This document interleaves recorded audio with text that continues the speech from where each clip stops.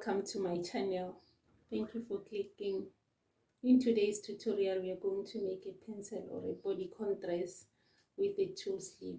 So we are going to use a stretch material. As you can see, this fabric can stretch. So because we're using a stretch material, we are not going to insert a zipper. We are not going to make any darts, and then no allowance will be needed. The measurement that we are working with our shoulder measurement, our bust measurement, underbust, waist, and hip measurement. So here I've already cut the fabric in two pieces, for the front and the back.